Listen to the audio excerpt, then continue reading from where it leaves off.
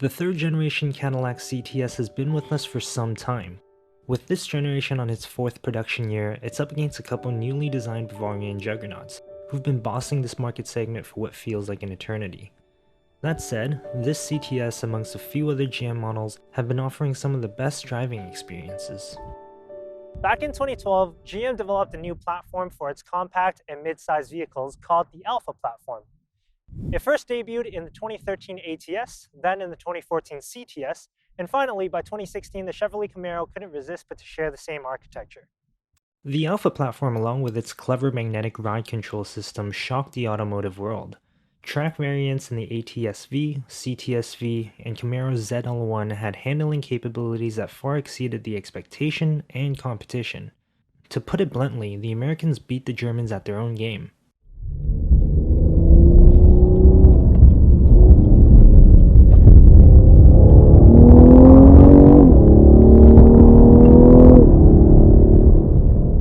The CTS that I've been driving for the past week is a non-track version, so it utilizes a naturally aspirated 3.6-liter V6, but it still has the same chassis and magnetic ride control system.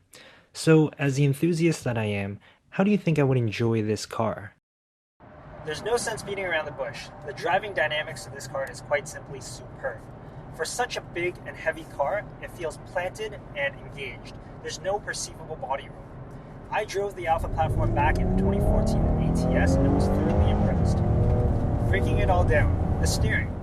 It could be quicker and it's also a little bit overly weighted, and there's also not much road feel, but you can place this car quite easily at any speed.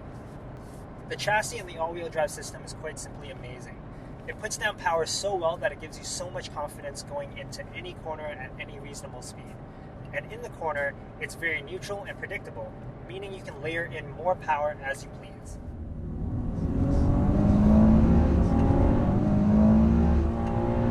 It's so well sorted that the more you push it and the faster you go, the smaller and more agile this car feels. The drivetrain, buttery smooth and very linear. Rated at 335 horsepower and 285 pound-feet of torque, it's really more than enough in any given situation. Comparatively, it lacks low-end torque to its German competitors, and could I use a little bit more power and torque? Perhaps, but does it take anything away from the experience? Not at all.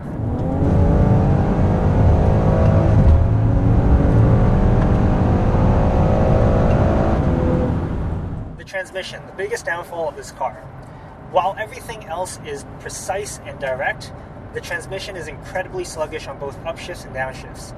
But altogether, as a cohesive package, it's nearly a perfect car for enthusiasts.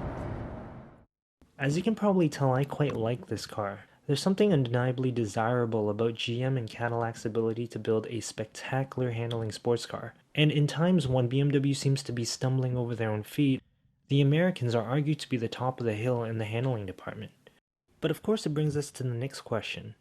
Are the people who are going to be chucking up $75,000 for a luxury four-door sedan going to care about the handling capabilities of this car? So how else does this CTS perform aside from its driving dynamics? First off, the appearance. I loved the look of this car when it first launched in 2014. In fact, I still love it. It's got a strong sense of sophistication, a revered badge, yet the Cadillac rebrand doesn't carry the whiff of pretentiousness that most other luxury brands do. The interior of the CTS is also very pretty, though it must be said that this tester was fitted with a $3,800 upgrade of these gorgeous Kona brown leather performance bucket seats and this mesmerizing 12-inch digitized gauge cluster. Is it worth it though? Absolutely. If you have $70,000 to spend on a car, you have $4,000 to spend on upgrades. And just look at this cabin.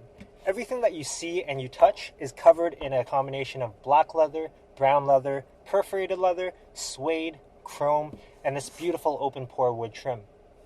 The result? It's an extremely pleasant place to spend time in. And most importantly, everything feels insulated, substantial, and quite simply well put together. Is it better than the new Mercedes and BMW? In my opinion, the newly redesigned E-Class Mercedes is quite simply jaw-dropping. Perhaps this Cadillac does need a refresh to make up for lost time. But the main takeaway here is that the interior is still very convincing, even for its price tag, and it can still spar with the German counterparts, and that alone is high praise. However, this car is not without faults. The seating position is good, but I can't seem to triangulate an ideal seating position with my feet, hands, and my eyes to the gauge cluster. At my ideal seating position, the brim of the steering wheel actually covers the top of the gauge cluster, and I can't actually see where my rev counter is on the left, meaning now I have to rely on the heads-up display to change gears. Speaking of technology, this car is jam-packed with it, but the Cadillac user experience needs to be mentioned. It's vastly improved since the first time I tried it on the ATS, and after 1 week long of ownership, I haven't had any issues operating it. However, if you've been spoiled by the systems of the Mercedes, BMW, and Audi, this might take some time getting used to.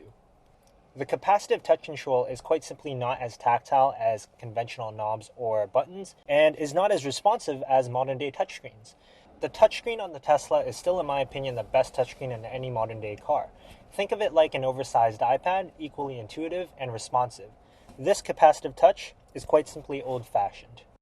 Outward visibility is a stretch. For such a big car, this is a very narrow rear window, and these miniaturized side mirrors don't help the cause.